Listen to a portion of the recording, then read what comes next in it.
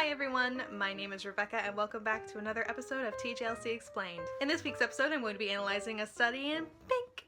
Get it? No, because the camera isn't. It is pink. I promise it's pink. I swear to you, my hair is pink. It's the camera doesn't love me. Camera doesn't. Okay.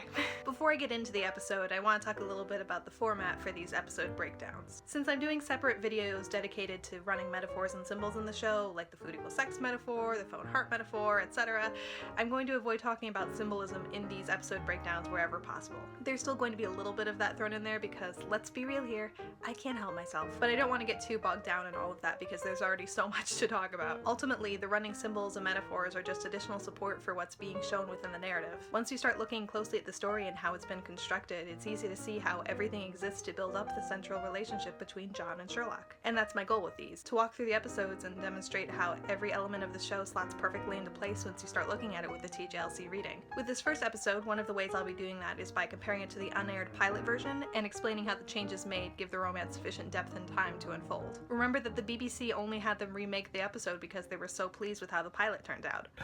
So we made the pilot in 2009. Yes. Already a lifetime ago. And we were all very, very happy with it, and the BBC were very happy with it. And essentially, they were so happy with it, they asked us to change the format into something that has to be said had worked very well for Wallander, the idea of a sort of mini-series of films, really. And after a slight deep breath moment of, okay, we sort of really got very excited by the idea of making 90-minute movies. Since I'm on the commentary anyway, I feel like I should show you what Mark and Steven say is the focal point of the stories and their show. Yeah. And I think arguably, and we would argue quite strongly, that under the surface, that the detective stories are merely the surface, is the story of the greatest friendship ever. Absolutely. I find that the joy in writing this is writing that friendship. It's subtext, but it really is right at the top layer of the subtext. It's just about those two men and the fact they adore each other. And if adoration is the top layer of subtext, just imagine what waits further down. So without further ado, let's look at A Study in Pink. The first obvious difference between the two versions is John's introduction. In the series, he's a much more obviously broken person.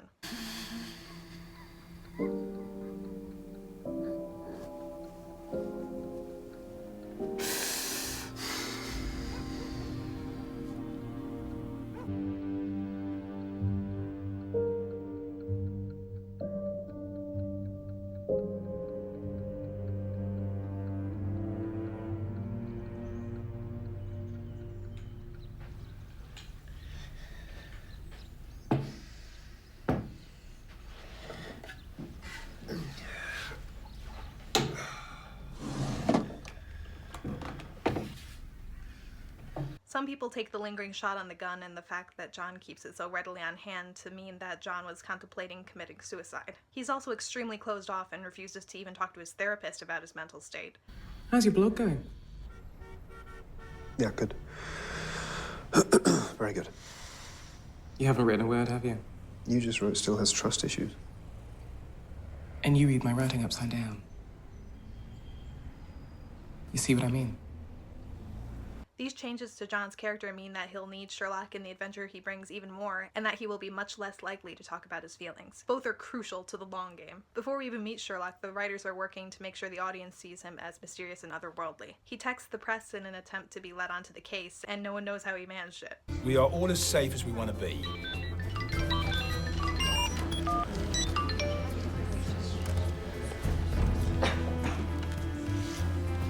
Thank you. You've got to stop him doing that. He's making us look like idiots.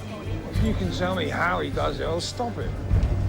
This is another important addition, but more on that in just a second. John bumps into Mike Stamford when he's walking down the street, and even with an old friend, he's still completely distant. What about you? Just staying in town to get yourself sorted? Can't afford London on an army pension. And you couldn't bear to be anywhere else. That's not the John Watson I know. Yeah, I'm not the John Watson. The way John is acting reminds Mike of someone, and he makes the greatest contribution to humanity he possibly could.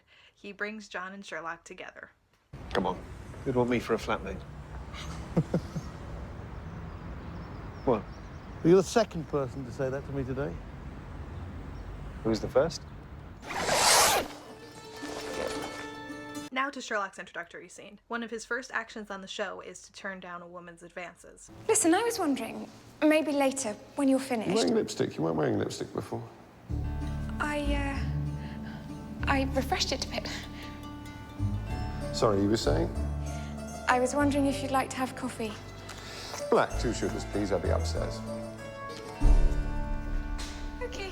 That is deliberate. In most other contexts, it would be downright obvious, but it's offset by the whipping scene and Sherlock's apparent obliviousness to what Molly was asking. Both of these are meant to mislead the audience into thinking Sherlock is an uncaring machine. We see throughout the episode and the series that this is just a misdirection, but it's one of the changes they've made to keep the romance from being immediately obvious. If Sherlock seems like a dangerous sociopath, John and the audience are unlikely to assume right away that Sherlock is in love with John. I'm about to have to watch Sherlock Holmes and John Watson meet again, so let's get this over with quickly. Mike and John walk into the lab and Sherlock asks to use Mike's phone. Mike, can I borrow your phone? There's no signal on mine. Well, what's wrong with the landline? I prefer to text. Sorry, it's in my coat. Here. Use mine. Oh, thank you. It's an old friend of mine, John Watson.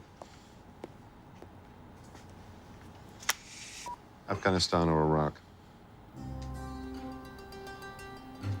Sorry? Which was it, Afghanistan or Iraq?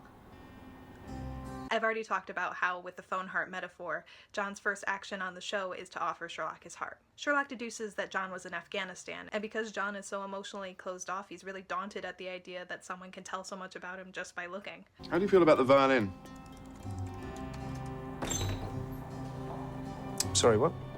I play the violin when I'm thinking. Sometimes I don't talk for days on. And would that bother you? Potential flatmates should know the worst about each other. But you told him about me. Not a word. I have to stop and point out the pink love potion that Mike Stamford is holding in this scene, because really, was that absolutely necessary? Did you... I hate this show. But because John is so hesitant, there's this sense that he's being drawn in by Sherlock against his own better judgment, which he kind of is. The context of this scene is designed to make Sherlock seem completely alien, so that makes it much harder to read his actions as flirting, even when they perfectly match the more overt pilot. Sorry, got a dash. I think I left my riding crop in the mortuary. Is that it? Is that what? We've only just met, and we're going to go look at a flat. Problem? We don't know a thing about each other. I don't know where we're meeting. I don't even know your name. I know you're an army doctor and you've been invalided home from Afghanistan. I know you've got a brother who's worried about you, but you won't go to him for help because you don't approve of him, possibly because he's an alcoholic, more likely because he recently walked out on his wife. And I know that your therapist thinks you're limp psychosomatic, quite correctly, I'm afraid. It's enough to be going on with, don't you think?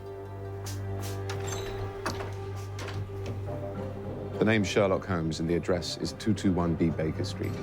Toning down the flirting in this meeting scene leaves room for both John and the audience to doubt Sherlock's intentions, further drawing out the inevitable. John heads back to his apartment, and the first thing he does is look up Sherlock.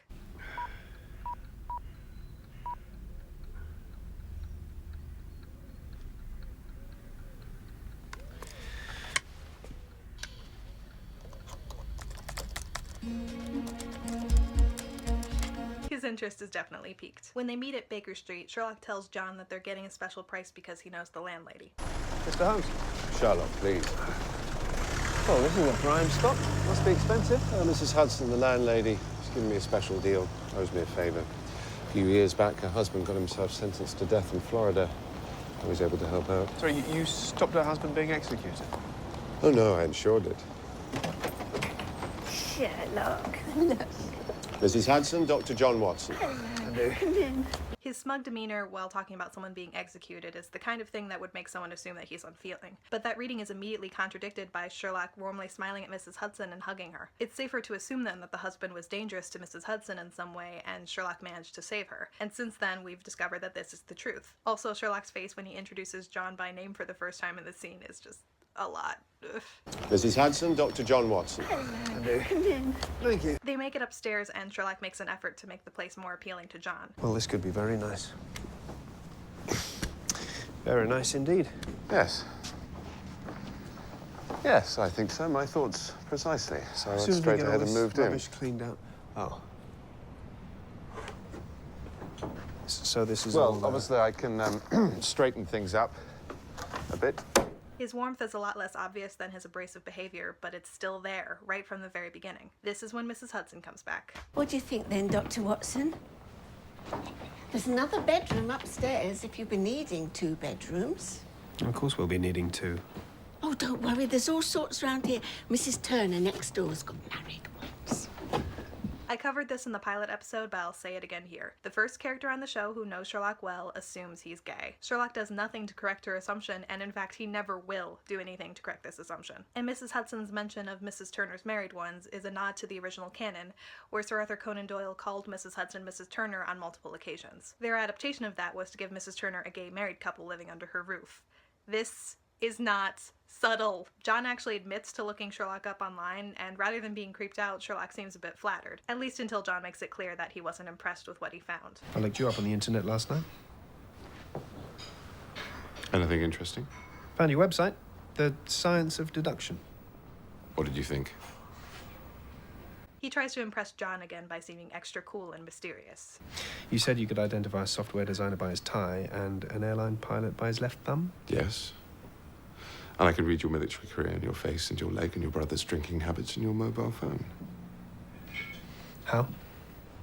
Lestrade comes to Baker Street right on cue to help Sherlock seem even more appealing. After all, if there's one thing we know about John Watson, it's that he has a danger fetish. Sherlock's reaction to getting a case is exuberant. Flamboyant, you might even say. Brilliant! Yes! 4 serial suicides and now a note. It's Christmas. You can see the careful planning here. They show his dramatic mannerisms, but it's about murder, so the audience isn't quite sure of what to make of it. Sherlock appears to head off on the case and leave John behind. John, have a cup of tea. Make yourself at home. Don't wait up. Look at him dashing about. My husband was just the same. But you're more the sitting down type, I can tell. I'll make you that cuppa. You rest your leg. Damn my leg! Sorry.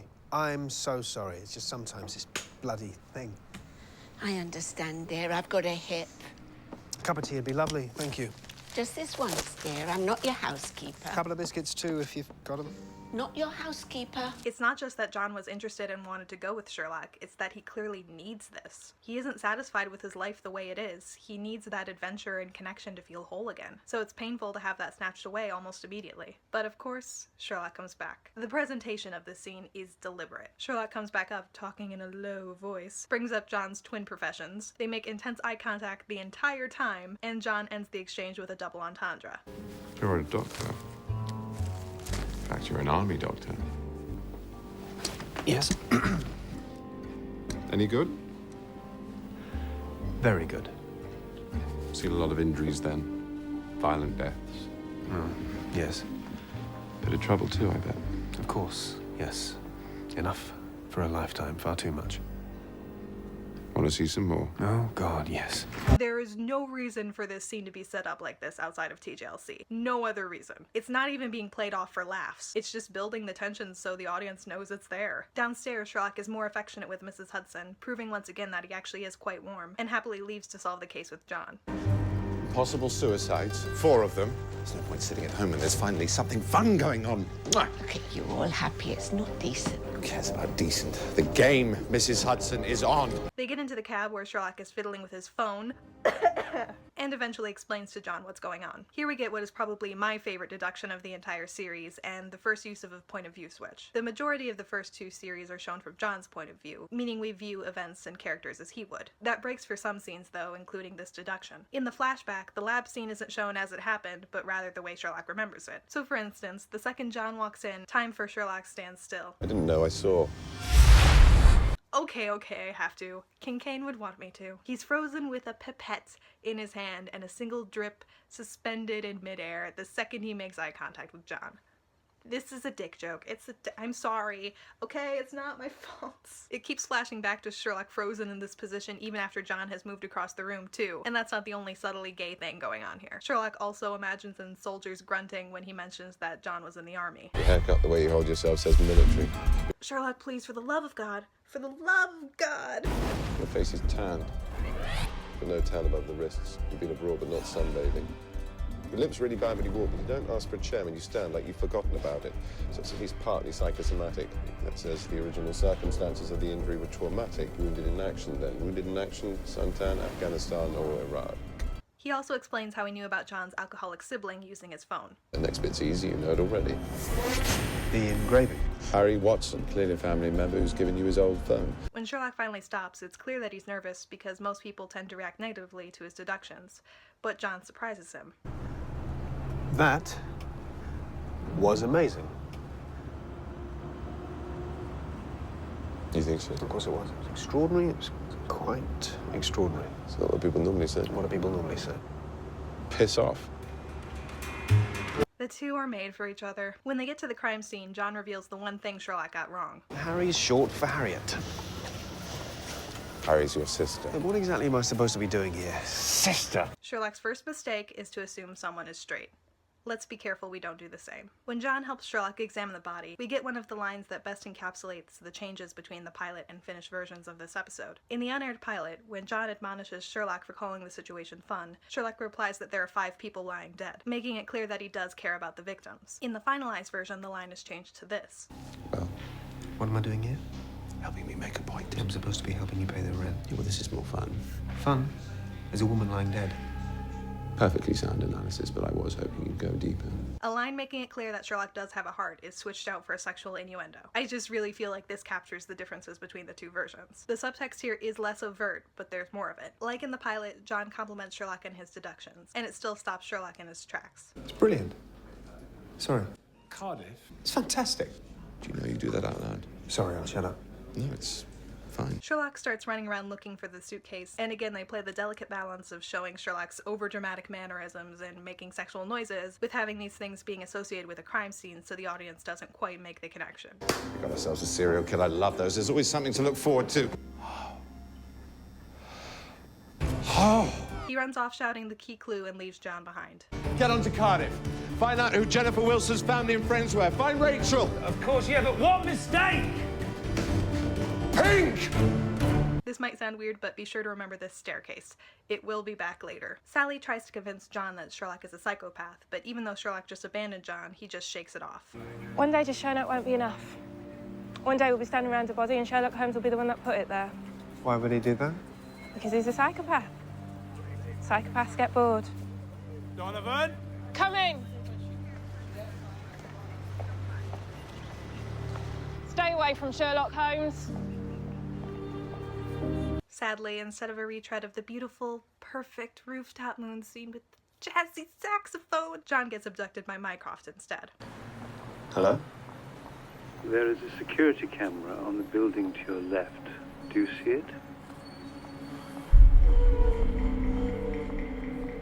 Who's this?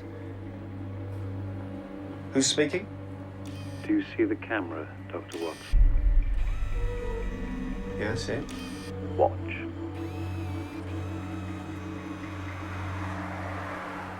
There is another camera on the building opposite you. Do you see it?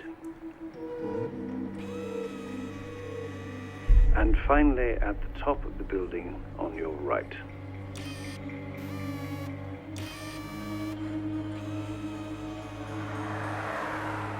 How are you doing this? Get into the car, Dr. Watson. I would make some sort of threat, but I'm sure your situation is quite clear to you. The build-up to this was completely frightening, but it gives John's bravery a chance to shine. He's hardly fazed and is sarcastic with Mycroft when he gets there. So on one of my rewatches of this episode for making this video, I fully appreciated how over-the-top this scene is for the first time, and I want to do my best to recreate that for you. So instead of watching the scene through John's eyes, we're going to approach it from Mycroft's. Imagine you have a younger brother who's lived a troubled life. He's very easily hurt, has been constantly rejected by others, and in the past he has turned to drugs to cope. In comes this man who Sherlock lets into every aspect in his life, almost without a second thought. You're understandably worried about this because you know what will happen if the man rejects Sherlock. So what do? You vet him. You see if he's going to be scared off by Sherlock's lifestyle, if he can be easily bought, if he's at all the type of man to betray your brother's trust. When you realize that he isn't, you tell him to choose a side immediately. Watch the scene from that angle with the understanding that Mycroft is trying to make sure that John doesn't break Sherlock's heart, and everything makes much more sense. And by sense, I mean this is probably the most ridiculously over-the-top break his heart I'll break your leg scene to ever exist, but it explains why Mycroft says and does what he does. You know, I've got a phone. It's very clever and all that. But, you could just phone me. On my phone. When one is avoiding the attention of Sherlock Holmes, one learns to be discreet, hence this place. Your leg must be hurting you. Sit down. I don't want to sit down. You don't seem very afraid. You don't seem very frightening. Yes. The bravery of the soldier. Bravery is by far the kindest word for stupidity, don't you think? What is your connection to Sherlock Holmes? I don't have one.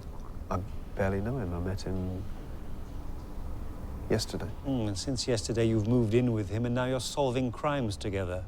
Might we expect a happy announcement by the end of the week?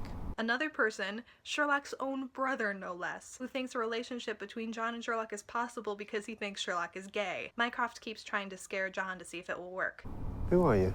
An interested party. Interested in Sherlock? Why? I'm guessing you're not friends. You've met him. How many friends do you imagine he has? I'm the closest thing to a friend that Sherlock Holmes is capable of having. And what's that? An enemy. An enemy? In his mind, certainly. If you were to ask him, he'd probably say his arch-enemy. He does love to be dramatic. Well, thank God you're above all that.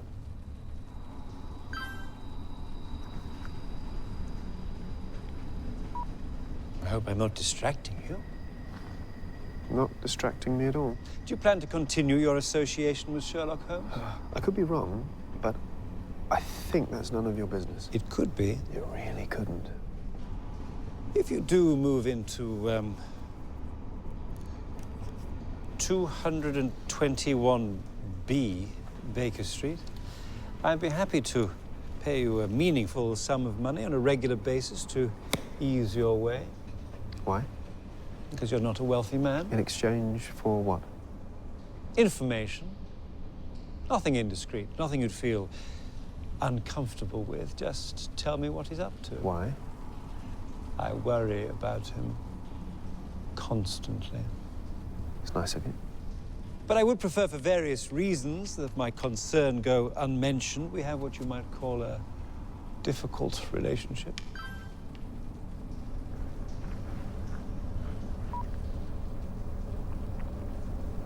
No. I haven't mentioned a figure. Don't bother. You're very loyal very quickly. No, I'm not. I'm just not interested.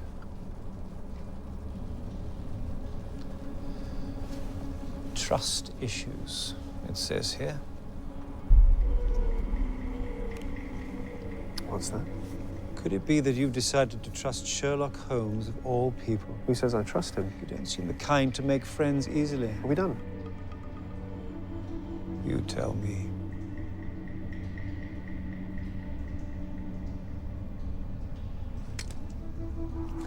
I imagine people have already warned you to stay away from him, but I can see from your left hand that's not going to happen.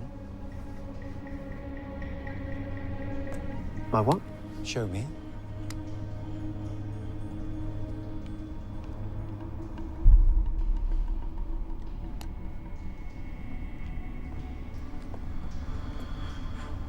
Don't.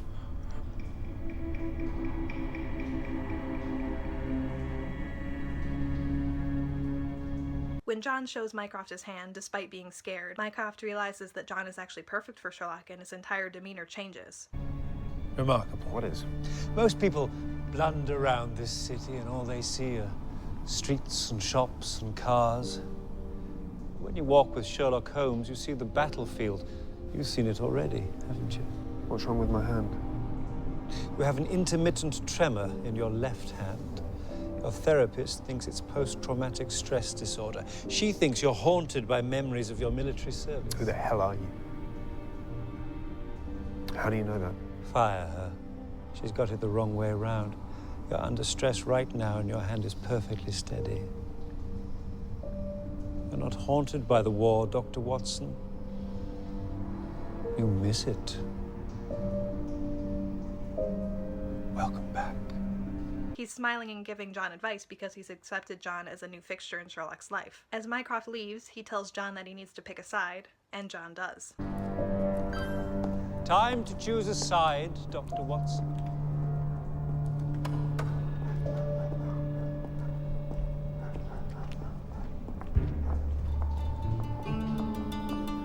I'm to take you home.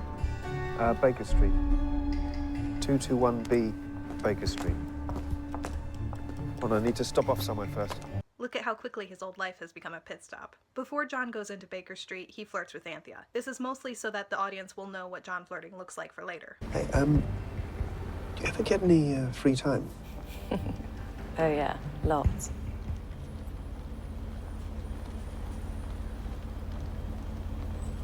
Bye. Okay. John goes upstairs and is greeted by...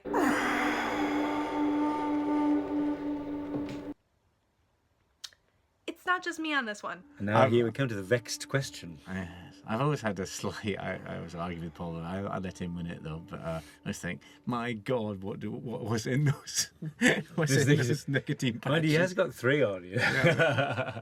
I can only think of one reason why he would be persuaded it was necessary to leave it in. Sherlock's mannerisms are still exceedingly overdramatic, and John is pretty touchy about being worked up for nothing.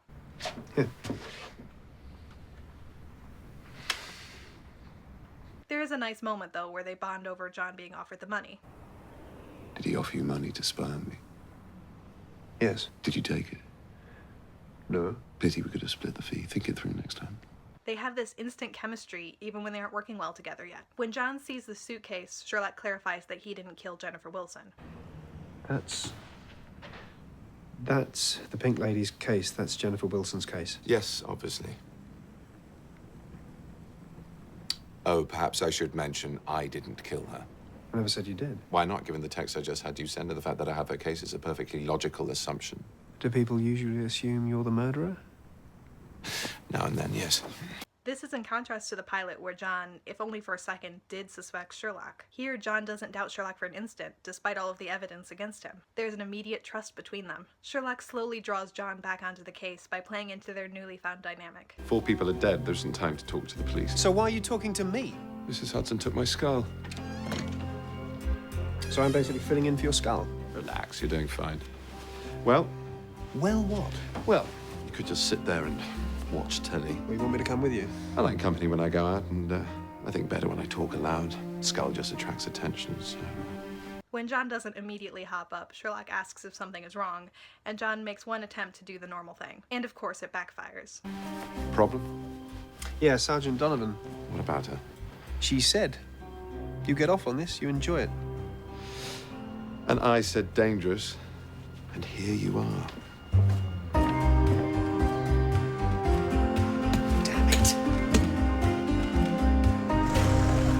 That Sherlock just walks away. He already knows that John is going to follow. Only a day after meeting, and they're like this. When they get to Angelo's, Sherlock is lit with pink lighting for most of the scene, which is relevant because this is going to be the big conversation about his sexuality. Having him lit up with pink is more subtle than having a man hanging around his shoulders, I'll grant you that. It's also not there for the exterior shot scene, so they did actually move Ben to make sure it would be there. And Angelo's the 3rd person in this episode who already knows Sherlock and thinks he's gay. And once again, Sherlock doesn't deny anything. Sherlock, anything on the menu, whatever you want, free.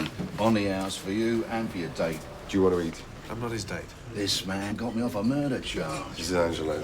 3 years ago, I successfully proved to Lestrade at the time of a particularly vicious triple murder that Angelo was in a completely different part of town housebreaking. He cleared my name. I cleared it a bit.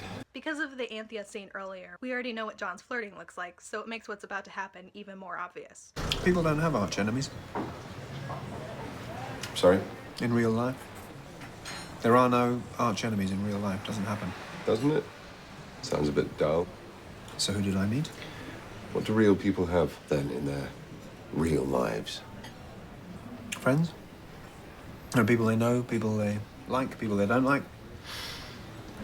Girlfriends, boyfriends. Yes, well, as I was saying, dull. Sherlock explicitly states that girlfriends aren't his area. You don't have a girlfriend, then? Girlfriend? No, not really my area. But it makes no similar statement about boyfriends. Oh, right. Do you have a boyfriend? Which is fine, by the way. I know it's fine. From John's reaction, he's keen. So you've got a boyfriend? No. Right, okay. You're unattached, like me. Fine. Good. again, I'm not the only one who thinks this is obvious. John, I think you should know that I consider myself married to my work, and while I'm flattered by your interest, I'm really not looking for anything. No, I'm not asking. No. I'm just saying it's all fine. Good. Thank you. When the most observant man in the world thinks someone is flirting with him, they probably are. Sherlock makes a point to say he's flattered by John's interest, even though earlier he made no such attempt for Molly. They're pulled away from the conversation by a cab stopping across the street. Don't stare.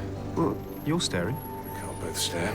Just, that line represents how their relationship has gone so far, and it's terrible. Let them both stare. The two chase after the cab, running through the streets of London, which are filled with even more pink lighting.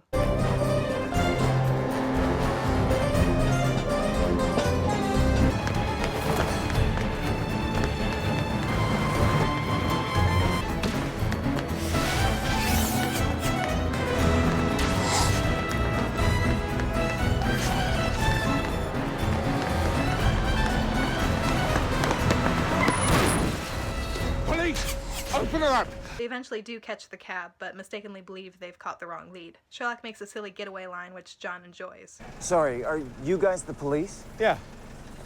Everything all right? Yeah. Welcome to London. Hey, where did you get this? Detective Inspector Lestrade. Yeah, I pickpocket him when he's annoying.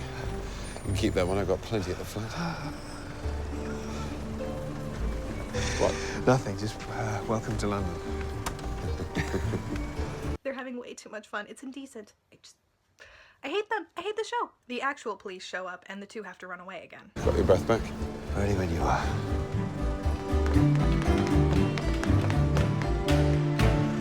They make it back to Baker Street and lean up against the wall. This scene is framed to look like a post-coital above the bed shot, and it definitely matches the tone. That was ridiculous. That was the most ridiculous thing I've ever done. And you invaded Afghanistan. That wasn't just me. Why aren't we back at the restaurant? They could keep an eye out. The chase wasn't a total failure since Sherlock cured John's limp. This only strengthens the bond between the two of them and creates further intimacy. Watch their faces. So what were we doing there? Oh, just passing the time. And proving a point. What point? You. Mrs. Hudson, Dr. Watson will take the room upstairs. Says who? Says the man at the door.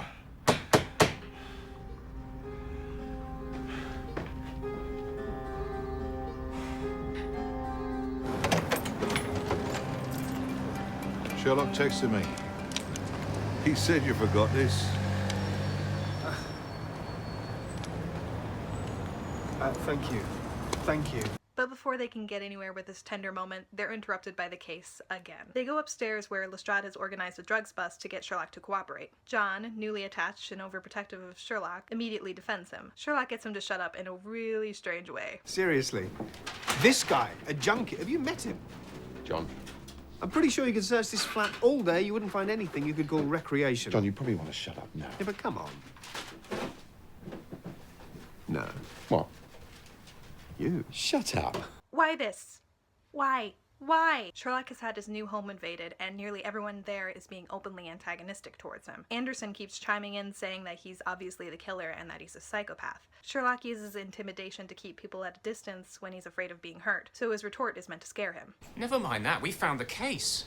According to someone, the murderer has the case, and we found it in the hands of our favourite psychopath. Not a psychopath, Anderson. I'm a high-functioning sociopath. Do your research. We shouldn't believe him. It's immediately proven that he's not a sociopath, if we didn't already know that, when Sherlock immediately shows remorse for overstepping with John. Yeah, but if you were dying, if you'd been murdered in your very last few seconds, what would you say? Please, God, let me live. Use your imagination. I don't have to. Yeah, but if you were clever, really clever. Jennifer Wilson running all those lovers, she was clever. Sherlock figures out what's going on and starts rubbing it in everyone's faces. Instead of getting upset, John is already just quietly shaking his head at this behavior. Look at you lot. You're all so vacant. Is it nice not being me? It must be so relaxing. Rachel is not a name. Then what is it? John, on the luggage there's a label. Email address. It's telling that Sherlock immediately defaults to asking John to help him. I keep saying this, but they have known each other One day, just as they're about to figure out who the killer is, the killer shows up to Baker Street to collect Sherlock.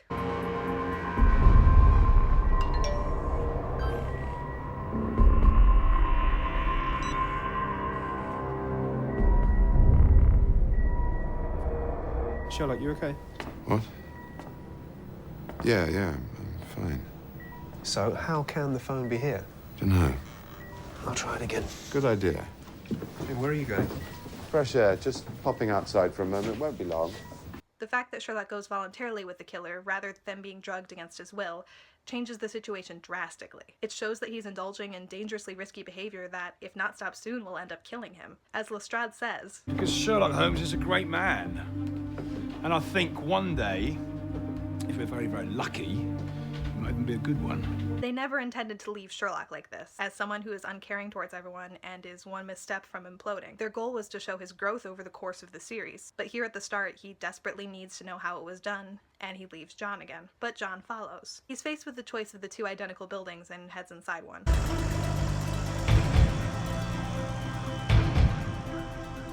Since he picks wrong, a lot of people assume that Sherlock also does. Introducing Moriarty this early was an interesting choice. Not only does it launch the overarching plot of the show right away, it allows for a change in the killer's motivations. You'll remember in the pilot that the cabbie was motivated by bitterness. Here, where subtextual clues are vital, Sherlock dismisses bitterness as a motivation. No, there's something else. You didn't just kill 4 people because you're bitter. Bitterness is a paralytic. Love is a much more vicious motivator. Sherlock would know. Overall, this is less overt than the other cabbie scene, but the subtext here is a lot better in my opinion. It runs deeper. Sherlock figures out that the gun is fake. I'll have the gun, please. Are you sure? Definitely. The gun. You don't want to phone a friend? The gun.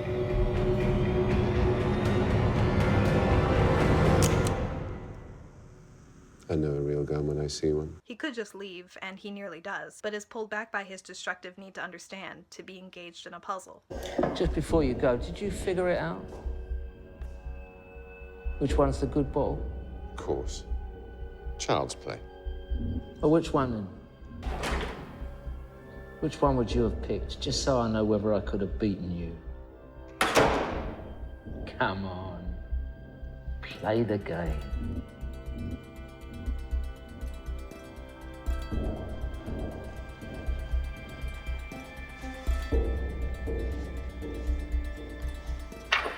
We see John desperately running to find Sherlock. Remember these hallways for later, too.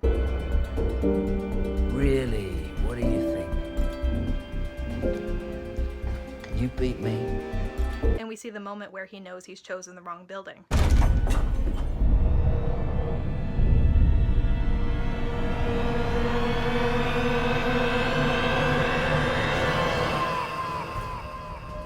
But of course, he has a gun and he can still save Sherlock. You're not bored now, are you?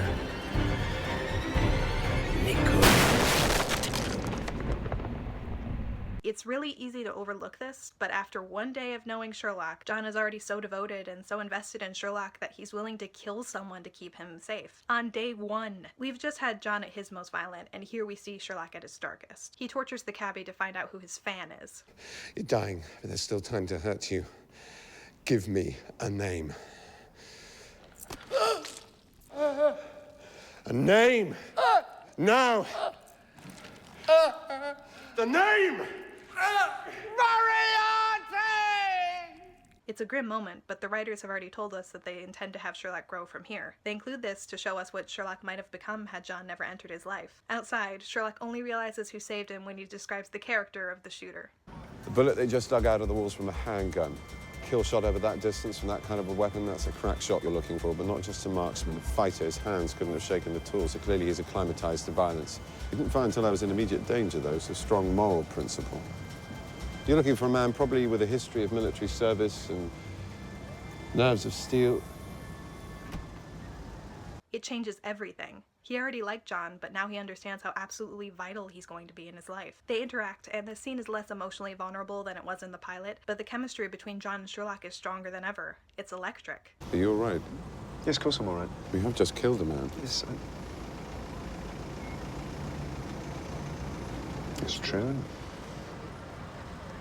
But he wasn't a very nice man. No, he wasn't really, was he? You know, frankly, a bloody awful cabbie. That's true, he was a bad cabbie. Should have seen the route he took us to get here. Stop. So we can't giggle, it's a crime scene. Stop it. You're the one who shot him, don't blame me. Keep your voice down. Sorry, it's just nerves, I think. Sorry. They're always perfectly in sync, even when everyone else would call their behavior inappropriate. They're a perfect fit. Sherlock still ends up asking John out for dinner, and we already know what that proposition means. You were going to take that damn pill, weren't you? Of course I wasn't. Biding my time. You'd turn up. You didn't. That's how you get your kicks, isn't it? You risk your life to prove you're clever. Why would I do that? Because you're an idiot. Dinner? Starving. Mycroft shows up, and it's revealed that Sherlock's life is a little bit less enigmatic than he tried to make it out to be. This petty feud between us is simply childish. People will suffer. And you know how it always upset Mummy. I upset her? Me? It wasn't me that upset her, Mycroft. No, wait. Mummy? Who's Mummy? Mother, our mother. This is my brother, Mycroft. Putting on weight again. Losing it, in fact. He's your brother? Of course he's my brother. So he's not... Not what? I know. Criminal mastermind? John has one last go with Anthea, and you'll recognize the lip lick from Angelo's. Hello again. Hello. Yes, we met earlier on this evening. Oh. Okay, good night. His behavior towards these two characters is exactly the same, but for some reason it's much easier to pick up on his romantic interest in Anthea, even though there's less of it. John and Sherlock continue their banter as they leave the crime scene, and we cut back to Mycroft. So, dim sum. I can always predict the fortune cookies. There you go. Almost can. You did get shot, though. Sorry? In Afghanistan, there was an actual wound. Oh, yeah, the shoulder. Shoulder, I thought so. No, you didn't. The left one. Lucky guess. Never guess. Yes, you do. What are you so happy about? Moriarty. What's Moriarty? I've absolutely no idea. Sir, should we go? In the commentary, the writers explain why Mycroft was given this line. Yes, once we came up with the idea of the last line being Sherlock Holmes and Dr. Watson, that was a thrilling moment, Yeah. and you get to say it. Oh, it was Rupert, and then when we did this version, you said, well, it's clearly the writers talking. Yeah, so it should be, yeah. So what are the writers telling us? Interesting, that soldier fellow. It could be the making of my brother. Or make him worse than ever. Either way, we'd better upgrade their surveillance status. Grade 3, active. Sorry, sir. Whose status? Sherlock Holmes and Dr. Watson. John could be the making of Sherlock, could be the catalyst that causes him to be a good man rather than a great one, or he could make him worse than ever. And we know now from flashbacks that it's already been very bad. To know how it will turn out, we only have to watch their relationship unfold.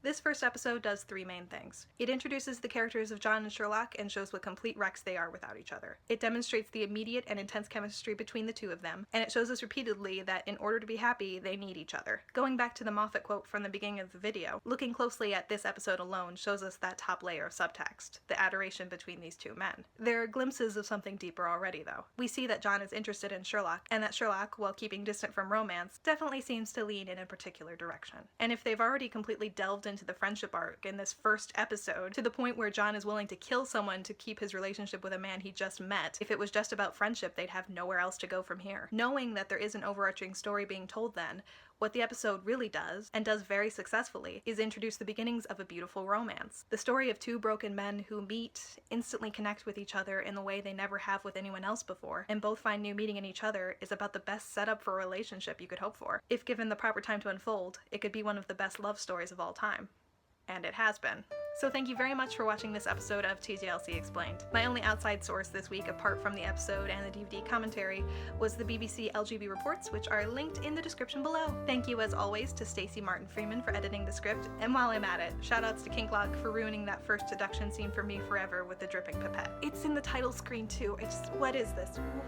What is the show? I've posted a rough estimate of a calendar for future videos on my Tumblr, which can be found linked below. I'm going to be alternating between episode breakdowns and topic discussions for the foreseeable future, and next on the list is the drink code. So be on the lookout for that and other future videos, and until then, Get ready to believe.